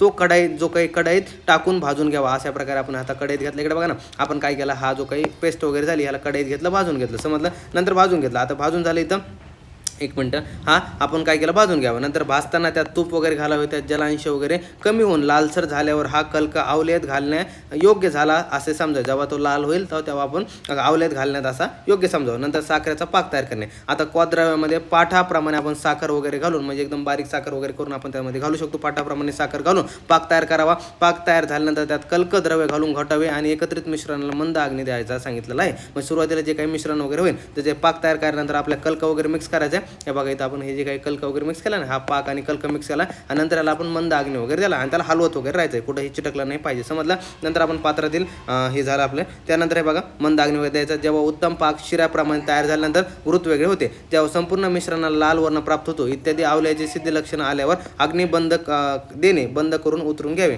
मग संपूर्ण मिश्रणाला जेव्हा लालसर वर्ण वगैरे प्राप्त होतो तेव्हा आवल्याची लक्षणं वगैरे येतात आणि आवल्याची लक्षणं आल्यानंतर अग्नी वगैरे बंद करून त्याला उतरून घ्यायचे. आता काय जर म्हणजे सर आवल्याची लक्षणं काय आहे ते आम्हाला सुरुवातीला सांगा. आता बघा आवले ह्याची तुम्हाला खाली प्रकारे हे काही कसा बनला तर ही जी परीक्षा वगैरे असते हे बघा परीक्षामध्ये काय सुपक्वे तंतुमत्वम स्याद आवले अपसु मध्यते स्थिरत्व पीडित मुद्रा गंध वर्ण रस उद्भव. म्हणजे काय म्हटलंय बघा, सुपक्वे जेव्हा सुपक्व काय होतं मेनली आवले जेव्हा सुपक्व होतो म्हणजे चांगल्या प्रकारे तयार होतो. तंतुमत्व म्हणजे काय होतं, जेव्हा आवल्याला आपण 2 बोटामध्ये असं जर घेतलं, असं हे आपलं एक बोट आणि ह्या दुसऱ्या बोटामध्ये जर घेतला, हा 5 बोट असं ना आपले, असं घेतलं त्यामध्ये आपल्याला तार निघलेला अशी दिसते, मग तंतुमत्व त्यामधून तार निघते. त्यानंतर स्याद आवले हे अपसु मज्जते म्हणजे काय होतं, जेव्हा आपण काय होतं असं एक काय घेतो की आपण एक ग्लास घेतो आणि या ग्लासामध्ये आपण अशा प्रकारे ह्यामध्ये पाणी ठेवतो, यामध्ये आपण असं पाणी वगैरे घेतो आणि यामधून काय करतो आपण जो काही आवलेचा असा वरून खाली सोडतो. तर तो जो काही बुडाशी वगैरे जाऊन तळाशी वगैरे बसला न विरघळता तो तसा बुडाशी जाऊन बसला तर तो आपला काय झालेला आहे, तर तो आवले आपला तयार झाला आहे. पाण्यात गोळी बिंदू टाकला असं म्हणजे आवल्याचा आपण जर काही एखादा बिंदू म्हणजे एखादा बारीक काय थेंब वगैरे टाकला म्हणजे एकदम असं तो जो काही सेमी सॉलिड आहे ना, तर सेमी सॉलिडचा एक थोडा काहीतरी त्यामध्ये टाकाच पाण्यामध्ये, तर तो काय होता, तो बुडतो म्हणजे न विरघळता तो बुडतो आणि तळाशी जाऊन बसतो. तर त्याला काय म्हटलं आवल्याची दुसरी परीक्षा. नंतर स्थिरत्व, तो एकदम नॉर्मल स्थिर वगैरे होतो. 2 बोटामध्ये घेऊन जर दाबला असता त्यामध्ये हे स्थिरत्व झालं. पीडित मुद्रा म्हणजे 2 बोटामध्ये घेऊन दाबला असता त्यामुळे बोटाच्या रेषा वगैरे उमटतात. 2 बोटामध्ये जर दाबला तर त्यावरती अशा प्रकारे जे काही बोटाच्या आपल्या रेषा वगैरे असतात तर त्या अशा प्रकारे त्याच्यावरती उमटतात. का बरं, तर खाली आपला अंगठा आणि वरून जर आपण असं बोटाने जर दाबला तर त्यावरती अशा प्रकारे आपले उमटतात आणि बाकीचे तर अशा प्रकारे हा आपला हात वगैरे आहे तर अशा प्रकारे यावरती उमटतात, समजलं. नंतर संबंधित औषध द्रव्याचा वर्ण गंध रस आणि आवल्याला येणे, जे काही संबंधित औषधे आपण त्यामध्ये ॲड केला आहे त्याचं काय होतं की वर्ण रस म्हणा गंध म्हणा तर आवल्यात वगैरे येतो. हे सगळे आवले परीक्षेचे लक्षण आहे. आता सहवीरता अवधी ध्यानात ठेवा, 2 ते 5 वर्षे सहवीरता अवधी याची दिली. आता वर काही एक गोष्ट तुम्हाला सांगायची राहिली होती की याचा मी तुम्हाला श्लोक म्हणलं होतं, श्लोक सांगितलं होता. श्लोक तुम्हाला पाठ करायचा, ध्यान करा, IMP श्लोक पाठ करा. क्वाथादी नाम पुनम पाकात घनत्वम सा रसक्रिया सो आवलेचे लेस म्हणजे काय म्हटलं बघा, क्वाथादी नाम पुनम पाकात घनत्वम सा रसक्रिया सो आवलेचे लेस येतं. म्हणजे आपण क्वाथ वगैरे बनवतो या काथाला पुन्हा पाक करायचा आपल्याला आणि याला घनत्व बनवायचं म्हणजे घन बनायचं. याला आपण रसक्रिया असं म्हणतो. स आवलेचे लेस येतात त्याला आपण सो आवलेचे लेस येतात सुद्धा म्हणतो, आवले सुद्धा म्हणतो किंवा लेस सुद्धा आपण याला म्हणतो. म्हणजे क्वाथादी नाम म्हणजे क्वाथ आदी रस काय म्हणते सोरस कल्क क्वाथ हिमफांट वगैरे आहेत ना, तर क्वाथ पथादी नाम पुन्हा पाकत, ह्याला काय करायचं, पुन्हा पाक करायचं आणि ह्याला घनत्व करायचं आणि घनत्व केल्यामुळे जे काही रसक्रिया वगैरे होते तर सो आवलेचे त्याला आपण आवलेचे किंवा लेह सुद्धा याला म्हणतो. तर समजलं, शारदांग संहिता मध्यम खंडनुसार हा आपल्याकडे श्लोक वगैरे दिला, हे तुम्हाला पाठ करायचं. समजलं, अशा प्रकारे होतं हे आपलं झालं. त्यानंतर हे झालं, हे तुम्हाला आवलेचे परीक्षा सुद्धा तोंडपाठ झाले असतील. त्यानंतर बघा सविर्त अवधी 2 ते 5 वर्षे. त्यानंतर बघा विभिन्न आवलेकरिता सविर्त अवधी भिन्न भिन्न असते. आवले डिफरंट असले त्याची सविर्ता सुद्धा भिन्न भिन्न असते. ग्रंथाप्रमाणे आवले सविर्ता अवधी जो असते, आवल्याची सविर्ता अवधी 1 वर्ष सांगितले ग्रंथाप्रमाणे, पण व्यवहारात जर पाहायला गेलं तर 2 वर्ष चांगला टिकून सुद्धा राहतो आणि उपयुक्त सुद्धा राहतो. युनानी चिकित्सामध्ये आवल्याप्रमाणेच काही कल्पना सुद्धा बनली, जी काही युनानी चिकित्सा त्यामध्ये आपल्याला आवल्याप्रमाणे दुसरं सुद्धा भेटतं. जसं की त्यामध्ये आपण जसं आवले आयुर्वेदमध्ये बनवतो, त्यामध्ये युनानीमध्ये काय बनवतात, माजून, खमीरा, जे काय आरती फुलं, लवक, लबूब, त्यानंतर वर्षाशा, त्यानंतर जवारीश, त्यानंतर नोशदारू आणि तिरियाक, हे काही विविध कल्प वगैरे सुद्धा ते बनवतात. समजलं, तर अशा प्रकारे हे होतं. आता बघतोय आपण अनुक्त परिभाषा. आता अनुक्त परिभाषा म्हणजे काय, जेव्हा आपण अवलेह बनवतोय तर अवलेह बनवताना आपल्याला शर्करा गुड जे असतं तर ह्याचं आपल्याला काय प्रमाण दिलं नसेल. म्हणजे आपल्या अवलेह बनवता तुम्हाला माहिती आहे आपण काय करतो, शर्कराचा यूज करतो, त्यानंतर गुळचा यूज करतो, त्यासोबत जलचा यूज करतो. पण ह्यांची जर मात्रा आपल्याला कुठेही वर्णन केलं नसेल, म्हणजे आपल्याला अवलेह बनवताना जर शर्करा आणि त्यानंतर गुळ आणि जल यांची जर मात्रा कधी वर्णन केलं नसेल, मग ते किती मात्रात घ्यावं ह्याचा प्रश्न पडलाच ना तुम्हाला, तर त्याला आपण अनुक्त परिभाषा म्हणतो. म्हणजे काय होतं, जेव्हा अवलेह प्रकरणामध्ये शर्करा गुळ आदीचे मान वर्णन केले नसेल, म्हणजे शर्करा म्हणजे अवलेह बनवताना शर्करा आणि गुळ आदीचे मान म्हणजे किती मात्रेत घ्यायचे हे जर वर्णन केलं नसेल तर त्याला किती मात्रेमध्ये घ्यावे याचे वर्णन आचार्य शारंगधराने खालील प्रमाणामध्ये केले. आता यांनी हा श्लोक दिलाय, हा तुम्ही ध्यानात ठेवा. काय म्हटलं बघा, सीता चतुर्गुण कार्य चूर्णाच्च द्विगुण गुड द्रवम चतुर्गुणम दद्य आदिती सर्वत्र निश्चय. म्हणजे काय म्हटलं बघा की सीता चतुर्गुण म्हणजे काय होतं बघा, जेव्हा आपण ज्या अवलेह शर्करापासून तयार करण्याचा असेल व त्यामध्ये शर्कराची मात्रा वर्णन केली नसेल, म्हणजे जे अवलेह आपल्याला शर्करापासून बनवायचा आहे पण त्याची मात्रा आपल्याला वर्णन केली नसेल, तर अशामध्ये चूर्णाच्या तुलनेत शर्करा किती 4 पटीने घ्यायची. मग काय म्हटलं, सीता चतुर्गुण म्हणजे आपल्याला काय करायचं आहे, जो अवलेह आपण बनवतोय ज्याच्या म्हणजे जो अवलेह आपण शर्करापासून बनवतोय पण त्यामध्ये आपल्याला सीता म्हणजे शर्कराची मात्रा सांगितली नाही, पण आपल्याला काय माहिती आहे की त्यामध्ये चूर्णाची मात्रा माहिती आहे ना, तर मग चूर्णाचे आपल्याला किती घ्यायचं, सीता चतुर्गुण म्हणजे चूर्णाचे 4 पट आपल्याला काय घ्यायची, शर्करा घ्यायची. नंतर काय म्हटलं बघा, कार्य चूर्णाच द्विगुण गुळ म्हणजे काय म्हटलं, चूर्णाच्या डबल काय घ्यायचं, जो काही गुळ असेल म्हणजे आपला गुळ असेल तर 2 पटीने आपल्याला गुळ घ्यायचा, म्हणजे 4 पटीने साखर घ्यायची, 2 पटीने गुळ घेतला आणि द्रवम चतुर्गुणम जो काही द्रव असणार म्हणजे जल असणार आहे तो किती घ्यायचा, 4 पटी घ्यायचा आहे. मग तेच म्हटलं, त्याचप्रमाणे गुळ जर असेल तर 2 पटीने घ्यावे आणि जल जर 4 पटीने घ्यावे. म्हणजे हे जर दिलं मी तुम्हाला हिट आहे बॉस, ध्यानात ठेवा. एक MCQ यावरून फिक्स असतो पेपरमध्ये, फिक्स एक MCQ असणार, फिक्स असणार युनिव्हर्सिटीला एक MCQ या टॉपिकवरून फिक्स असणार. काय, शर्करा किती घ्यायची, 4 पटीने आपल्याला घ्यायची चूर्णापेक्षा, गुळ घ्यायचा 2 पटीने आपल्याला घ्यायचा आणि जे जल असेल ते 4 पटीने चूर्णापेक्षा जास्त घ्यायचं. कवा,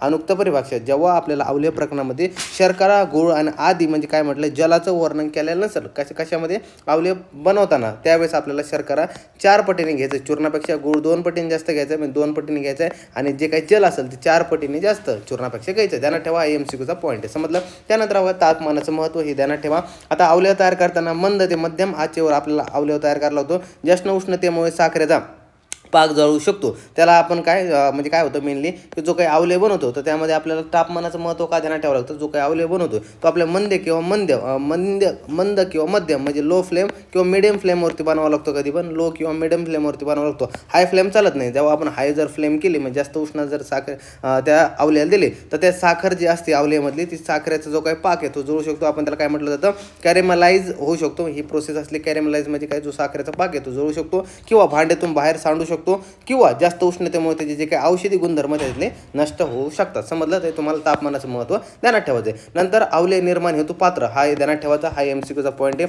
ॲज इट इज तुम्हाला एक MCQ यावरून विचारला जाऊ शकतो. काय, अवलेह तयार करण्यामध्ये विविध प्रकारच्या भांड्याचा उल्लेख केला जातो. जसं की बघा, ब्राह्मण रसायन करायचं असेल तर उदुंबर पात्र यूज करावं लागतं. अमृतप्राश अवलेह तयार करायचं असेल तर रजत पात्र यूज करावं लागतं. नंतर अगस्ती हरितकी अवलेह करायचं असेल तर ताम्रपात्र यूज करावं लागतं आणि भल्लातक अवलेह जर तयार करायचं असेल तर लोह पात्र तुम्हाला यूज करावं लागतं. नंतर बघा विमर्श, तर आजकाल आपण अवलेह बनवण्यासाठी स्टेनलेस स्टीलचे भांडे वगैरे वापरतो. आता हे तुम्हाला मी जेवढी काही अवलेह कल्पना घेतली पूर्ण NCISM जे काही आपलं न्यू पॅटर्न आहे त्यानुसार तुम्हाला सगळे पॉईंट कव्हर केले. यामध्ये जेवढे सिलेबस कॉपीनुसार आपले जेवढे काही पॉईंट आहे सगळे काही यामध्ये कव्हर केले आहे. त्यामुळे तुम्हाला एवढा जरी व्हिडिओ पाहिला नाही त्या नोट्स जरी तुम्ही लिहून घेतल्या तुमच्यासाठी LAQ SAQ साठी सगळं काही सफिशियंट आहे. यामध्ये आपण 2 एक्झाम्पल सुद्धा याचे घेतलेले ते पुढे पाहणार आहे. ते तुम्हाला सगळं काही यामध्ये कव्हर होऊन जाईल. नंतर अवलेह पाककाळ, आता अवलेह कधी आपण किती पाककाळ म्हणजे किती वेळ आपण त्याचा पाक केला पाहिजे. आता बघा आचार्य शारंगधर यांनी गृह, तेल, गूळ इत्यादी जे काही पदार्थ आहे यांना 1 दिवसापेक्षा जास्त काळ शिजवून ठेवण्याचा निर्देश दिला आहे. मेनली काय म्हटलं आचार्य शारंगधर काय म्हणतात,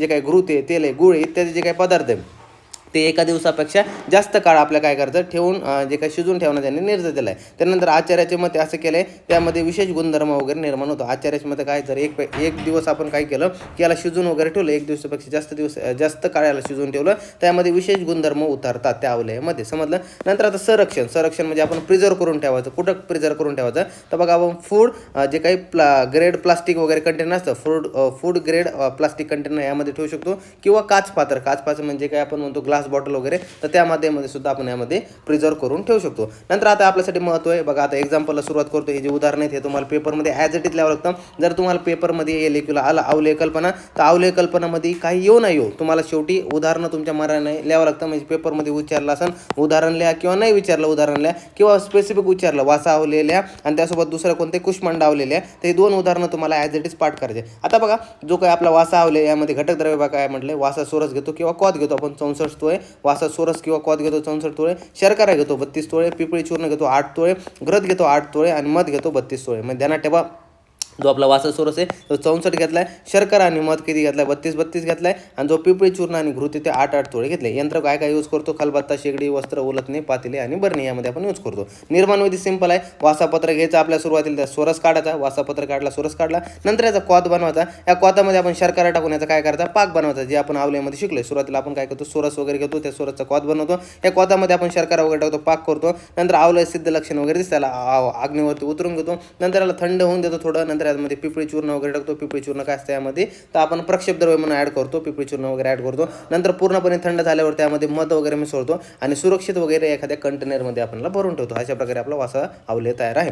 सुरुवातीला वासापत्र घेतला, याचा सोरस काढला, कॉद तयार केला, नंतर शर्करा टाकून पाक तयार केला. पाक झाल्यानंतर आपण याला काय केलं, अवलयाचे सिद्ध लक्षण आपल्याला दिसले, आपण याला अग्नीवर उतरून घेतला, नंतर याला थोडं थंड होऊन दिलं, नंतर त्या तत्पश्चात आपण पिंपळी चूर्ण ऍड केलं, नंतर पूर्णपणे जेव्हा थंड झालं ताई तेव्हा आपण मध ऍड केला, नंतर त्याला सुरक्षित ठेवून दिलं, त्याला आपण वासा अवलेय असं म्हटलो. नंतर विमर्श बघा, आता विमर्शामध्ये आपला निष्कर्ष काय असतो, यामध्ये जेव्हा वासा अवलेय आपण बनवतो तेव्हा आपण सोरस किंवा कॉथामध्ये शर्करा टाकून पाक केला जातो, तेव्हा घृतामध्ये म्हणजे तेव्हा आपण घृताला सुद्धा त्यामध्ये टाकून दिले पाहिजे. मेनली काय म्हटलं की जेव्हा आपण यामध्ये शर्करा किंवा आपण काय म्हटलंय की जेव्हा आपण कोतामध्ये शर्करा वगैरे ऍड करतो ना, म्हणजे आपण पाक बनवतो, तर त्या कंडिशनला आपण इथं जो काही घृत उरलाय तर घृतचं आपण वर्णन नाही केलं, पण त्या कंडिशनला आपण घृत वगैरे त्यामध्ये ऍड करू शकतो. हे आपल्यासाठी चांगलं म्हटलं विमर्श. म्हणजे एक निष्कर्ष काय म्हटले, जेव्हा वासाचा अवलय वगैरे तयार करतो, वासा अवलय जेव्हा कोतामध्ये आपण शर्करा टाकून जेव्हा पाक तयार करत असतो त्यावेळेस आपण घृताला सुद्धा त्यामध्ये टाकून दिले पाहिजे. समजलं. नंतर या कल्पामध्ये मधाची मात्रा अधिक असल्यामुळे आपल्याला काय करायला होतं, अवलयापेक्षा अधिक काळ पाक केला पाहिजे. यामध्ये मधाचे प्रमाण जास्त आहे ना, कारण की मध किती म्हटलं बघा ना, 32 आपल्याकडे किती दिलं आहे बघा, 32 तोळे मध आपल्याला यामध्ये दिलं आहे, तर त्यामुळे आपल्याला काय करावं लागतं, हे जो काही कल्प आहे या कल्पाला काय करावं लागतं, अधिक पाक वगैरे करावा लागतो. मात्रा ध्यानात ठेवा, 1 तोळा याची मात्रा आहे. उपयोग ध्यानात ठेवा, श्वास, कास, राजक्षमा, रक्तपित्त, ज्वर आणि पार्श्वशूल या व्याधीवरती आपण यूज करतो. समजलं. तर अशा प्रकारे हे टोटल हा आपला काय झाला वासा अवलय झालाय. 5 मार्क ह्या एक कल्पावरती फिक्स असतं. 5 मार्क कल्पाचे आणि 5 मार्क कशाचे, तो जो काही निर्माण आपला आहे म्हणजे जो काही आपली ही आहे काय म्हणतात जे काही आपले अवलेय कल्पना आहे, तर त्याचे 5 मार्क असं टोटल येईल, 10 मार्काला तुम्हाला विचारलं जातं. आणि हा सेपरेट तुम्हाला 5 मार्काकरिता वासा अवलय सुद्धा विचारलं जातो बरं का. त्यानंतर आता बघूया आपण कुष्मांडा अवलय. आता कुष्मांडा अवलयमध्ये घटक द्रव्य बघा काय काय येतं, तर बीजरहित कुष्मांडा हे आपल्या न्यूट्रास्युटिकलमध्ये सुद्धा पाहायचं आहे. ध्यानात ठेवा, बीजरहित कुष्मांडा वगैरे घेतो आपण, श्वेत हे किती 100 पाल वगैरे घेतो. त्यानंतर जल घेतो 200 पाल, ह्याच्या 2 पट आपल्याला मात्रामध्ये घ्यावा लागतो. आणि शेष किती ठेवतो आपण, अर्धा पाल म्हणजे अर्धा मात्र त्या ठेवतो, म्हणजे 100 पाल आपण याचा काय करतो शेष वगैरे ठेवतो. नंतर बघा आपण घृत घेतो 8 पाल घृत घेतो. खंड म्हणजे काय असते आपली शर्करा ही खंड किती घेतो, 100 पाल घेतो. म्हणजे जेवढा आपण हे घेतलाय कुष्मांड तेवढ्याच मात्रामध्ये आपण काय घेतो खंड म्हणजे शर्करा वगैरे घेतो. नंतर प्रक्षेपद्रव्य म्हणून आपण पिपळी, जे काही सुंठी, श्वेतजीरक, धान्य, तेजपत्र, छोटी इलायची, त्वक आणि मरीच. आता यामध्ये बघा या बघा त्वकेला तेजपत्र म्हणजे आपले काय झाले, हे आपले त्वकेला तेजपत्र हे आपले त्रिजात वगैरे झाले. आणि सुंठी, पिपळी जे काही सुंठी, पिपळी आणि मरीच हे आपले काय झाले त्रिकट वगैरे झाले. आणि श्वेतजीरक आणि धान्य तुम्ही ध्यानात ठेवू शकता. इथं ट्रिक सुद्धा ध्यानात आणली मी त्यासाठी. हे बघा कुष्मांडा अवलय हे तुम्हाला नंतर सांगतो मी, पण एक बघूया आपण त्यानंतर बघा आता. आणि शेवटचं एक आपल्याकडे काय मध वगैरे आहे, म्हणजे आपण आपण काय घेतलं, बीजरहित कुष्मांड घेतलं 100 पल, जल घेतलं 200 पल, घृत घेतला 8 पल, खंड घेतला 100 पल, प्रक्षेपद्रव्य घेतलं पिपळी, सुंठ, श्वेतजीरक, धान्य, तेजपत्र, छोटी इलायची, त्वक आणि मरीच. यातले पहिले 3 घ्यायचे 2 पल, बाकीचे घ्यायचे अर्धा पल मात्रेमध्ये. मध घ्यायचं आपल्याला किती 4 पल. त्यानंतर निर्माणविधी बघायचं काय काय म्हटलं तर बघा, कुष्मांडाचे बारीक बारीक तुकडे करणे, त्याला 2 पट जलामध्ये उखाळणे, नंतर अर्धा जल जेव्हा शेष राहील त्याला उतरून घेणे, नंतर कुष्मांडाला जल जे काही कुष्मांड आहे त्याला जलामधून काढून घ्यायचं. कुष्मांडाला नंतर काय घ्यायचं, वस्त्रात घ्यायचं आणि त्याला दाबून त्याचं काय करायचं, पाणी वगैरे काढून टाकायचं.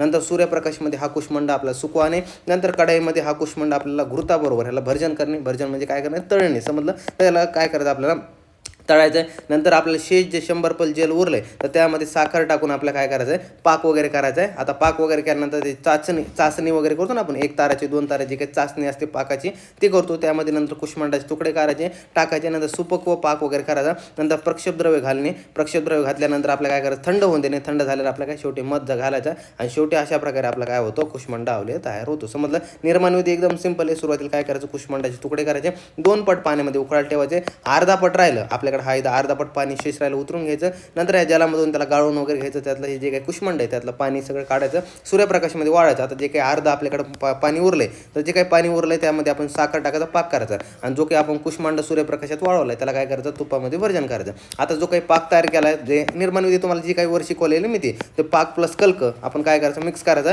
नंतर याला ते सगळं काही मिक्स वगैरे करायचं, पाक मिक्स करायचा. नंतर यामध्ये प्रक्षेपद्रव्य घालायचे, थंड होऊ देणे. नंतर थंड झाल्या मध घालायचा आणि अशा प्रकारे कुष्मांड अवलेय तयार करायचा. जी कुष्मांड अवलेय म्हणजे जी काही च्यवनप्राशची मेथड आहे तीच सगळी मेथड ही कशाची, सगळ्या अवलेयाची कॉमन मेथड असते. सुरुवातीला आपण काय करतो, ह्याचं नॉर्मली की आपण ह्याला तो बारीक बारीक करतो, जलामध्ये उखळतो, म्हणजे एक प्रकारे कोथामध्ये तयार करतो आणि नंतर याचा कोथाचा पाक तयार करतो आणि त्या पाकामध्ये सगळं मिश्रण एकत्रित करतो. नंतर प्रक्षेपद्रव्य घालतो, थंड होऊन देतो आणि शेवटी मध वगैरे घालून त्याचा अवलेय तयार करतो. समजलं. तर अशा प्रकारे टोटल इथं झाले. आता हे शेवटचा रिसर्च अपडेट ऑफ अवलेय कल्पना हे सिलेबसनुसार आहे. आपल्याला सुद्धा पॉईंट तुम्हाला ध्यानात ठेवायचा आहे. च्यवनप्राशमध्ये व्हिटॅमिन सी, त्यानंतर पॉलिफिनाइल कंपाऊंड वगैरे, त्यानंतर काय म्हटलं, लेवोराइड्स वगैरे इत्यादी वगैरे आढळतात. च्यवनप्राशमध्ये उपस्थित जे काही फिनॉलिक कंपाऊंड वगैरे पाहायला मिळतो, अँटीऑक्सिडंट गुणधर्म वगैरे पाहायला मिळतात, जसे रसायन गुणासाठी कारणीभूत असतात वगैरे. त्यानंतर HPTLC या विश्लेषणामध्ये वेगवेगळ्या प्रकारचे बायोलॉजिकली ॲक्टिव्ह फिनॉल्स जे काही म्हटलं आपल्याला, तर फिनॉलिक्स वगैरे आपल्याला पाहायला मिळतात, जसं की गॅलिक ॲसिड वगैरे. त्यानंतर काय म्हटलं, प्रोटोकॅटेचिन ॲसिड वगैरे पाहायला मिळतं, कॅटेचिन वगैरे, कॅफिन वगैरे, आपल्या कॅफिनिक ॲसिड वगैरे पाहायला मिळतं. त्यानंतर व्हॅनिलिक ॲसिड वगैरे पाहायला मिळतं. त्यानंतर काय म्हणतं, क्लोरोजेनिक ॲसिड वगैरे पाहायला मिळतं, रुटीन, त्यानंतर फेरुलिक ॲसिड वगैरे पाहायला मिळतं. इत्यादी जे काही उपस्थित शोध लागला आहे जे च्यवनप्राशाच्या थेरपेटिक ॲक्टिव्हिटीचे कारण आहे. मेनली यामध्ये एवढे आपल्याला काय पाहायला मिळतं की ॲक्टिव्ह इन्ग्रेडियंट वगैरे पाहायला मिळतात, ज्याच्यामुळे जे काय करतो, हा रसायन कर्म म्हणून हा आपला अवलेय हा करत असतो. समजलं. तर अशा प्रकारे रिसर्च अपडेट झाले अवलेय कल्पनावरती, हे आपल्याला सगळं पाहायला मिळतं. हा पेपरमध्ये तुम्हाला पॉईंट येऊ शकतो, त्यामुळे तुम्हाला ॲज इट इज पाठ करून ठेवा. हा पाठ करून ठेवा, पेपरमध्ये आता येऊ शकतो, कारण की पेपरचे पॅटर्न दिवसेंदिवस कसं होतं की रिसर्च बेस होत चाललेत, की जास्तीत जास्त तुम्हाला की काय म्हणता येईल की प्रॅक्टिकल वेचे पेपर येत आहे, त्यामुळे तुम्हाला रिसर्च वगैरे जास्त विचारले जातं. समजलं. त्यानंतर मार्केट सर्वे हा एक पॉईंट ध्यानात ठेवा, पेपरमध्ये आला तर तुम्हाला लिहिता आलं पाहिजे की मार्केट सर्वे ऑफ अवलेय can be done of the following point. तर कोणत्या फॉलोइंग पॉईंटने मार्केट सर्वेमध्ये की अवलेयाचा केला जातो बघा. तर नेम ऑफ प्रोडक्ट वगैरे पाहिला जातो की कोणता, आता जसं की आपण च्यवनप्राश वगैरे पाहिलं ना, तर हे कोणाचं च्यवनप्राश आहे. आता एक मिनटं, आता हे बघा नेम ऑफ, आता हा बैद्यनाथ ब्रँडचं काय हे अवलेय आहे. तर हे आपल्याकडे अशा प्रकारे नेम ऑफ जे काही प्रोडक्ट आहे, तर च्यवनप्राश कोणत्या ब्रँडचं वगैरे पाहावं लागतं आपल्याला. रेफरन्स अकॉर्डिंग टू डिफरंट जे काही रेफरन्स वगैरे अवेलेबिलिटी, जसं की शारंगधर संहिता, मध्यमखंड, तर हे त्यांचे रेफरन्स वगैरे आपल्याला मांडावं लागतं. Name of the pharma company, कोणी मॅन्युफॅक्चर केलं आहे, जसं की आपण बैद्यनाथ वगैरे म्हटलं ना, तर total number of a pharma company, कोणकोणत्या फार्मा कंपनी आहेत. तर हे तुम्हाला जे आहेत ना, हे तुम्हाला प्रॅक्टिकलमध्ये विचारलं जातं बघा पेपरमध्ये मोस्ट ऑफ दी, की जे काही तुमचे वायवा प्रॅक्टिकल आहे ना, तर त्यामध्ये तुम्हाला असतं. त्यासोबत तुमचे काही जर्नल वगैरे आहेत, तर जर्नलमध्ये तुम्हाला हा मार्केट सर्वेचा पॉईंट पाहायला मिळेल, 100% पाहायला मिळेल हा जर्नलमध्ये तुम्हाला. तर मार्केट सर्वे ऑफ अवलेय म्हणजे विविध जे काही असेल तर त्यामध्ये अवलेय म्हणा किंवा सोरस म्हणा, काही म्हणा, तर त्यामध्ये तुम्हाला यामध्ये डिफरंट जे काय आहे तर त्यामध्ये पाहायला मिळतात. तर हे तुम्हाला जर्नलमध्ये आहे, पण पेपरमध्ये हा पॉईंट आला तर तुम्हाला लिहिता आला पाहिजे. समजलं. त्यानंतर बायोअबिलिटी इन द मार्केट वगैरे ह्याची पाहावं लागते, और ऑनलाईन अवेबिलिटी काय काय नाही. त्यानंतर other doses form availability of like candy, chocolate, त्यानंतर ग्रॅन्युल्स वगैरे एक्सेट्रा वगैरे म्हटले. त्यानंतर पॅकेजिंग साईज काय आहे, डिस्ट्रीब्युशन जे काही चॅनल वगैरे काय आहे. त्यानंतर कॉस्ट ऑफ प्रोडक्ट म्हणजे किती रुपयाला, 200, 300, 500 रुपयाला काय येतं आहे. ऑफ डिफरंट फार्मसीज वगैरे, म्हणजे कोणी 100 रुपये लिखतंय, कोणी 500 रुपये लिखतंय, ते तुम्हाला डिफरंट जे काही फार्मसी तर त्याचे तुम्हाला मार्केटमध्ये प्राईस वगैरे माहिती पाहिजे. तर अशा प्रकारे टोटल हा आपला चॅप्टर इथं संपलेला आहे. समजला असेल. चॅप्टर म्हणण्यापेक्षा हा आपला काय म्हणतात आपल्याला, जो की आपली अवलेय कल्पना इथं झालेली आहे. सिंपल होती, एकदम सिंपल वेमध्ये शिकवलेली आहे. तुम्हाला कळले असेल, इझी एकदम चांगल्या वेमध्ये शिकवलेली आहे, तुम्हाला इझी वेमध्ये कळलं असेल. तर थँक्यू व्हेरी मच, तुम्ही एवढा वेळ आपलं हे लेक्चर पाहिलं आणि आपल्या BMS मराठी या चॅनलला सपोर्ट केला आहे. तसंच या चॅनलला सबस्क्राईब केलं आहे आणि या व्हिडिओला लाईक केलं आहे, शेअर केलं आहे. त्यामुळे तुमचं मनापासून धन्यवाद. तर असंच आपल्याला सपोर्ट करत राहा, आपलं चॅनल लवकरात लवकर जास्त ग्रो होईल आणि तुमचा असाच जास्त सपोर्ट राहिल्यामुळे आम्ही सुद्धा तुम्हाला जास्तीत जास्त कंटेंट प्रोव्हाइड करू. समजलं. तर आणखी दुसरा कंटेंट वगैरे पाहिजे असेल तर नक्की आपल्या चॅनलमध्ये तुम्ही मेसेज वगैरे करा. हा तुम्हाला कंटेंट जास्तीत जास्त भेटून जाईल. समजलं. तर भेटूया पुढच्या व्हिडिओमध्ये पुढचा टॉपिक घेऊन. तोपर्यंत धन्यवाद.